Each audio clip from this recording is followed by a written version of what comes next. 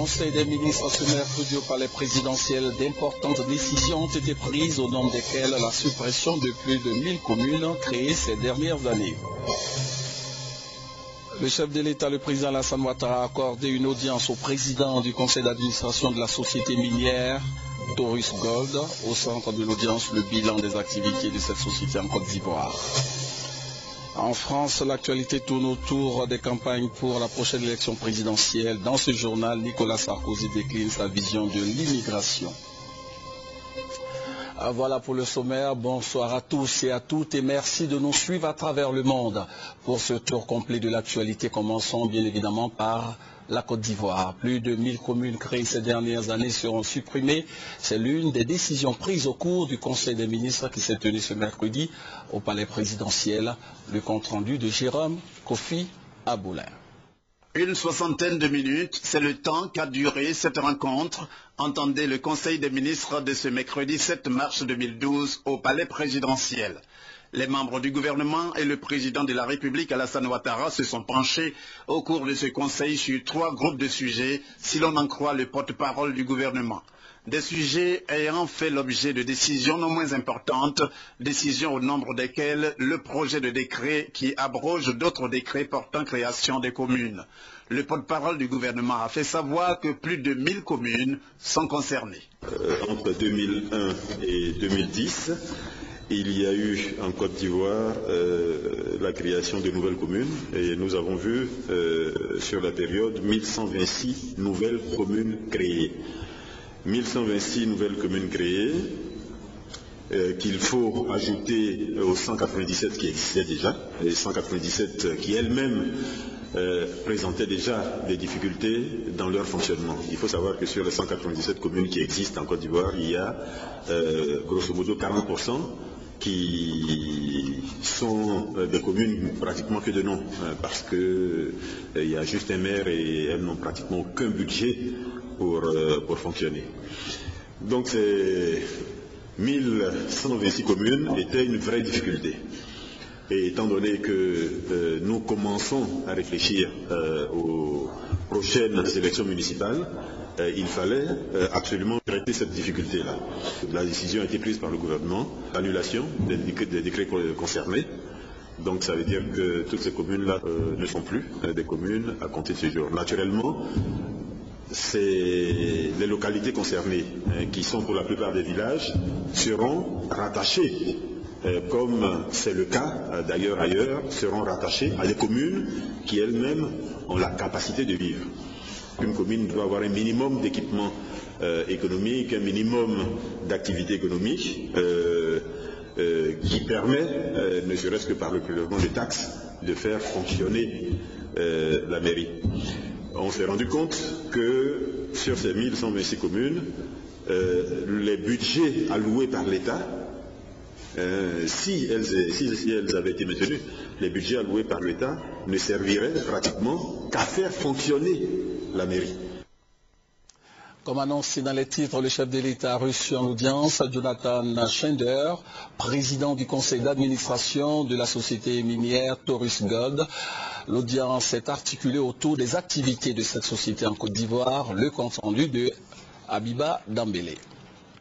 Monsieur Jonathan Schneider, président du conseil d'administration de Taurus, une société spécialisée dans l'exploration et l'exploitation des mines d'or, a été reçu en audience par le président de la République. En Côte d'Ivoire, cette société intervient dans l'exploitation de la mine d'or d'Afema, dans la région d'Aboissou. Oui, ils ont rencontré le président et une partie du gouvernement pour parler de l'exploitation de la mine d'Afema, dans l'est de la Côte d'Ivoire, et ils espèrent pouvoir en faire une mine de classe mondiale, de taille mondiale, très bientôt ici en Côte d'Ivoire. Ils sont présents depuis décembre 2010, où ils ont fait de l'exploration pendant 1 an. Ils ont dépensé plus de 10 millions de dollars et ils vont dépenser encore plus dans la phase d'entrée en action réelle. Taurus Gold a investi depuis décembre 2010 10 millions de dollars en Côte d'Ivoire, soit près de 5 milliards de nos francs. Rendons-nous maintenant à la primature où l'ambassadeur des États-Unis en Côte d'Ivoire a été reçu en audience par le Premier ministre. Philippe Carter III et Soro Guillaume ont fait le point de la coopération entre Abidjan et Washington. Il a été également question de la contribution des États-Unis dans la reconstruction de la Côte d'Ivoire. Ali Diarasouba. Cette audience entre Guillaume Soro et Philippe Carter III a eu lieu à la primature et a été consacrée au passage en revue de l'appui que la première puissance mondiale compte apporter à la Côte d'Ivoire, qui est dans sa phase de reconstruction. C'est l'information essentielle qu'a donnée le diplomate américain à sa sortie d'audience. J'étais ici pour parler avec le Premier ministre avec la question de la structure de notre programme d'assistance à la Côte d'Ivoire. Elle a posé des questions spécifiques et je suis en train d'organiser avec mon équipe à l'ambassade pour préciser les choses. Si nous avons la capacité d'aider de quelques bureaux qu'il a dit. C'était très spécifique et très intéressant. Après l'organisation des élections législatives partielles, la commission électorale indépendante a dressé le tableau statistique des élus par parti ou groupement politique pour la nouvelle Assemblée nationale. Nous vous proposons ce communiqué de la commission électorale. La commission électorale indépendante porte à la connaissance de la communauté nationale et internationale que le Conseil constitutionnel vient de l'informer de ce que, dans le cadre du contentieux électoral ouvert suite aux élections législatives partielles du 26 février dernier, 2 requêtes en annulation du scrutin dans les circonscriptions électorales du Grand Laou et de Logoualé lui étaient parvenues. Que la haute juridiction, déclarant les dites requêtes mal fondées, a confirmé les résultats proclamés le 28 février 2012 par la commission électorale indépendante. La commission électorale indépendante félicite le Conseil constitutionnel pour le travail abattu ainsi que pour la remarquable célérité dont il a fait preuve. Au total, sur 255 sièges de députés, ce sont 253 qui sont aujourd'hui pourvus.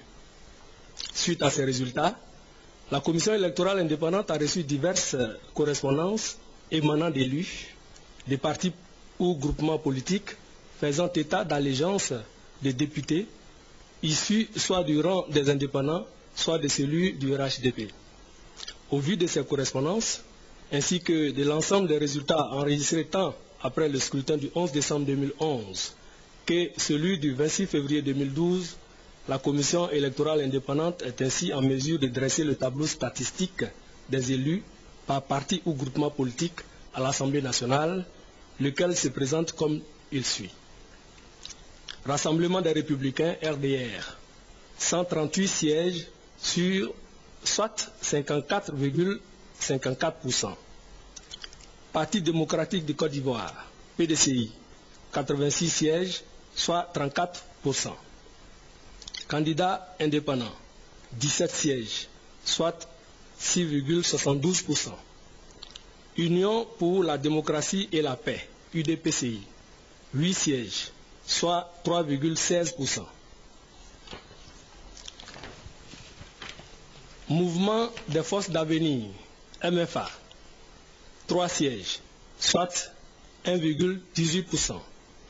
Union pour la Côte d'Ivoire, UPC, 1 siège, soit 0,40%. Je voudrais rappeler que la commission électorale indépendante a procédé à cette répartition statistique en tenant compte non seulement des parrainages effectués lors de l'enregistrement des candidatures, mais aussi et surtout des ralliements survenus après les scrutins. Bien évidemment, certains responsables des partis politiques nous ont fait savoir qu'ils sont en pourparlers avec les élus issus du rang des indépendants en vue de leur ralliement à leur formation politique. La commission électorale indépendante réitère ses félicitations aux nouveaux députés. Elle transmet dès ce jour à la nouvelle Assemblée nationale la liste exhaustive des élus ainsi que les statistiques ci-dessus annoncées. Je vous remercie. Signé Youssouf Bakayoko, président de la commission électorale indépendante. Et suite donc à la proclamation des résultats définitifs de ces élections législatives, nous vous donnons lecture de ces 3 communiqués.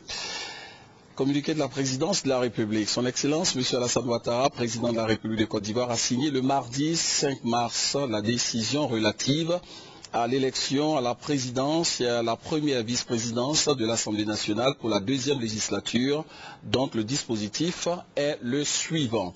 Article 1. Pour les élections à la présidence et à la première vice-présidence de l'Assemblée nationale de la deuxième législature, les candidats présentés par les partis politiques signataires de l'accord de Linas-Barkoussi sont éligibles. Article 2. La preuve de la désignation d'un candidat par un parti politique résulte de la lettre d'investiture produite par ce parti. Article 3. Le bureau d'âge de l'Assemblée nationale examine et valide les candidatures à la présidence et à la première vice-présidence de l'Assemblée nationale de la deuxième législature, visées à l'article 1 de la présente décision ou présentées par tout autre candidat. Article 4. La présente décision sera publiée au journal officiel de la République de Côte d'Ivoire. Communiqué de l'Assemblée nationale, mesdames et messieurs les députés désireux de faire acte des candidatures au poste de président ou de premier vice-président de l'Assemblée nationale sont priés de déposer leur dossier au secrétariat général de la dite institution du vendredi 9 mars au samedi 10 mars à 16 h, délai de rigueur. Les dossiers de candidature doivent comprendre, pour les candidats présentés par les partis politiques signataires de l'accord de Linas-Barkoussi, la lettre d'investiture des 10 partis. Pour les autres candidats, une déclaration de candidature revêtue de la signature du candidat dûment signée, légalisée et comprenant les noms et prénoms du candidat, la date et le lieu de sa naissance, sa nationalité, sa filiation, la nationalité de ses pères et mères, son domicile et sa profession, un extrait d'acte de naissance ou de jugement supplétif, une déclaration sur l'honneur de non-renonciation à la nationalité ivoirienne, un extrait de casier judiciaire et un certificat de nationalité. Ce dernier communiqué de l'Assemblée nationale. Monsieur Gaston Wassena Kone, doyen d'âge des députés, convoque mesdames et messieurs les députés élus à l'issue des scrutins du 11 décembre 2011 et du 26 février 2012 à la première séance de la deuxième législature de la deuxième République le lundi 12 mars prochain à 10 h à la Fondation Félix Houphouët-Boigny pour la recherche de la paix à Yamoussoukro. Ordre du jour, élection du président et du premier vice-président de l'Assemblée nationale. Une plateforme de dialogue a été créée par 12 partis politiques issus du CNRD, le Congrès national de la résistance pour la démocratie. Cette plateforme s'est fixée comme objectif de créer les conditions du dialogue entre les partis politiques et le gouvernement. Jean-Jacques Kwame. La plateforme Agir pour la paix et le progrès compte 12 partis politiques membres du Congrès national de la résistance pour la démocratie, CNRD. C'est une union de l'Alliance Agir pour la paix et la nation, APN, qui regroupe 7 partis politiques, entre autres, le RPP de Laurent Donafologo et l'URD de Daniel Bonic-Lavré et de la Ligue des mouvements pour le progrès LMP, qui réunit 5 partis politiques, dont les plus connus sont l'UDC de Mel Ek-Théodore et le CAP UDD de Gervais Koulibaly. Face à la presse, les porte-paroles de l'APN et de la LMP ont donné les raisons de la création de cette plateforme. Il s'agit de créer les conditions de promotion du dialogue républicain entre les partis politiques et le gouvernement de Côte d'Ivoire. Nous n'avons pas dit que les autres camarades ne veulent pas dialoguer ou ne veulent pas discuter. Mais tout est question de méthode de démarche. Nous ne partageons pas forcément les préalables. Nous pensons qu'on peut arriver à la table de discussion et là poser les problèmes les uns après les autres. Parce que quand on pose des préalables, naturellement, il faut lever le préalable avant d'ouvrir le dialogue. Et alors, on peut se retrouver bloqué par le préalable et on n'atteint pas le dialogue. Nous pensons qu'il faut commencer à dialoguer. Ça, c'est le point de vue de la LMP. Je pense que nous partageons ce point de vue-là essentiellement avec l'APN. Nous ne quittons pas le CNRD. Mais nous nous considérons comme, si vous voulez, des courants de vitalité qui peuvent faire en sorte que les choses et que les lignes de front puissent un petit peu bouger. Dans quelques instants, nous allons échanger avec le colonel Kwasi Patrice. Nous parlerons de la réunion d'urgence du comité des chefs d'état-major des armées de la CEDEAO qui se tiendra ici même à Abidjan à partir de vendredi prochain. Mais pour l'instant, rendons-nous dans la région de Bouaké où les populations sont confrontées à un problème d'insécurité, notamment les coupeurs de route. Pour lutter contre ce fléau, des dispositions ont été prises par le chef d'état-major général des FRC, compte rendu Mamadou Kwasi et Abou Sanogo pour les commentaires.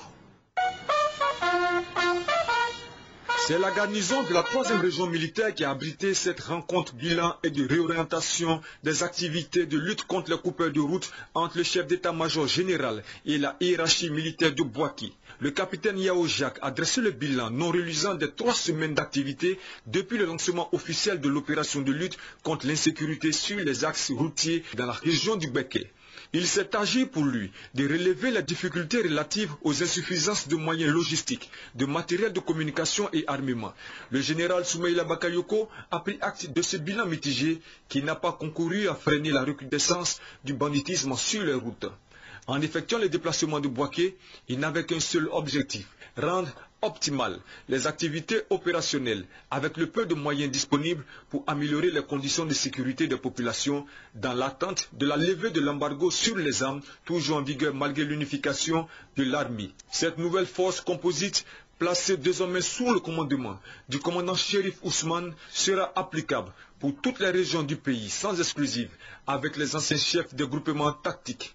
Aussi, le chef d'état-major général a-t-il mis à profit cette réunion pour expliquer son engagement et ses promesses à l'endroit des ex-combattants démobilisés à travers plusieurs projets de réinsertion. Après cette rencontre, le général Bakayoko Soumaïla s'est rendu sur le site du détachement pakistanais de l'ONUCI pour une visite de courtoisie et de travail.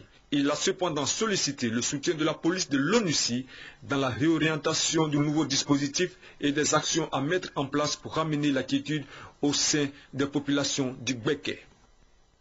Bonsoir mon colonel, vous êtes le président du comité d'organisation de cette réunion d'urgence qui s'ouvre le vendredi. Alors, de quoi s'agit-il?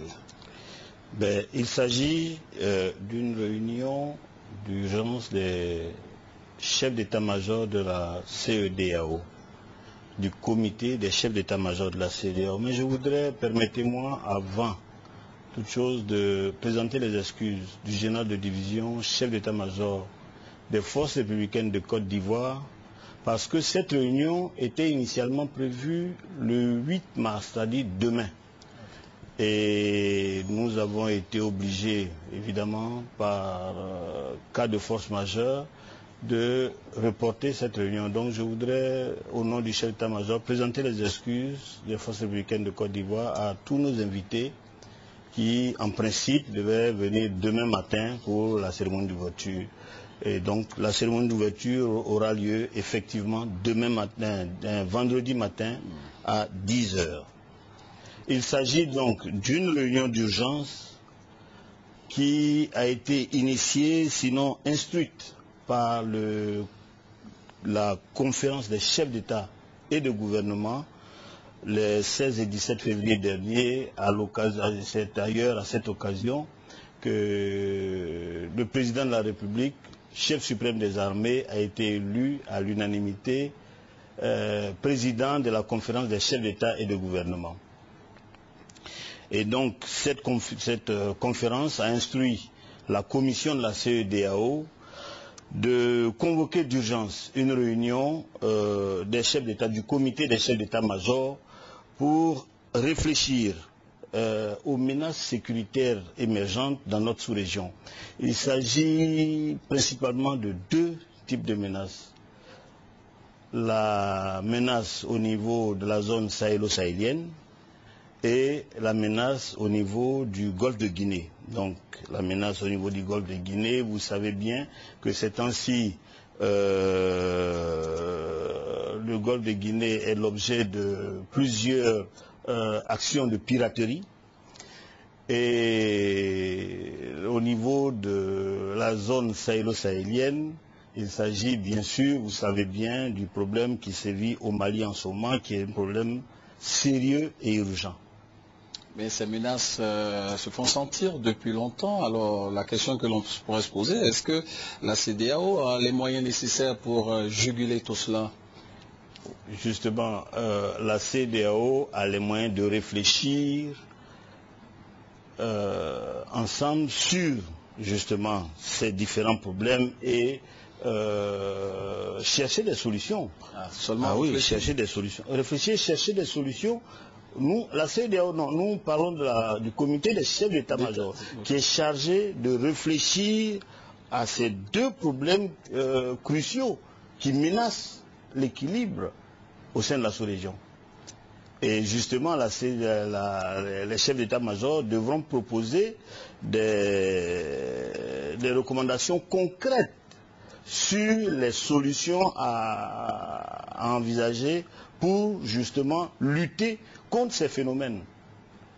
Et la CEDEAO peut-être n'a pas les moyens, mais la CEDEAO a des partenaires avec qui quand même elle peut facilement lutter.